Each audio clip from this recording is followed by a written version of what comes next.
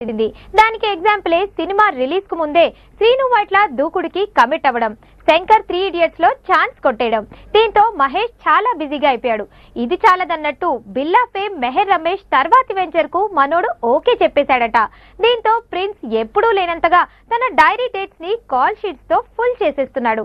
Already story okay అయిపోవడంతో script work లో మునిగిపోయాడు మెహర్ రమేష్. తారక్ తో శక్తి రూపొందిస్తున్న రమేష్ ఈ ఫిల్మ్ ని బిల్లా రేంజ్ లో చాలా స్టైలిష్ గా తీసి ఫ్యాన్స్ ని మెస్మరైజ్ చేద్దామనుకుంటున్నాడు.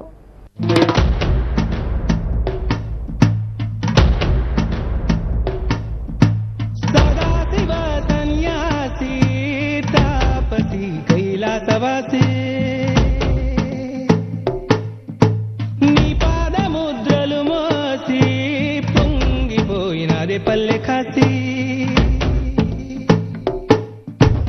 సుకుల సుఖాని దారిగా సుక్కలత్తి వాసి మీదిగా చూడ చక్కని సామి దిగినాడు రాయే శ్రీరామురు వాడా దండోరా.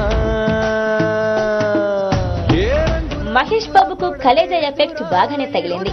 దాని పుణ్యమా అంటూ ప్రిన్స్ తన రూటును మార్చుకున్నాడు. ఎంతగానో ఎక్స్పెక్ట్ చేసిన త్రివిక్రమ్ పంచింగ్ సినిమాను ఏమాత్రం నిలబెట్టలేకపోయింది. దానికి తోడు ప్రోమో ఇచ్చిన జలక్ మహేష్ మైండ్ సెట్ ని మార్చేలా చేసింది.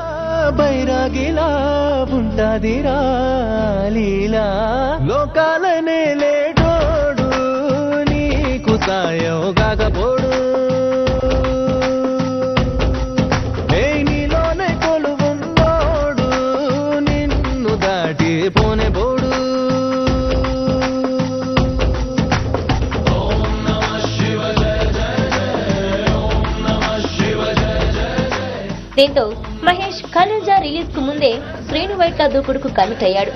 దూకుడు ఓ పక్క షూటింగ్ సాగుతుండగానే శంకర్ 3 ఇడియట్స్ తెలుగు వర్షన్ కు ఓకే అయిపోయాడు.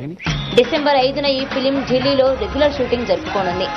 అట్ ఏ టైం ఈ 2 ఫిలిమ్స్ తో ఫ్యాన్స్ ను ఎంకరేజ్ చేసిన ఈ మిల్కీ బాయ్ ఇప్పుడు మరో యాక్షన్ సినిమాకు రెడీ అవుతున్నాడు.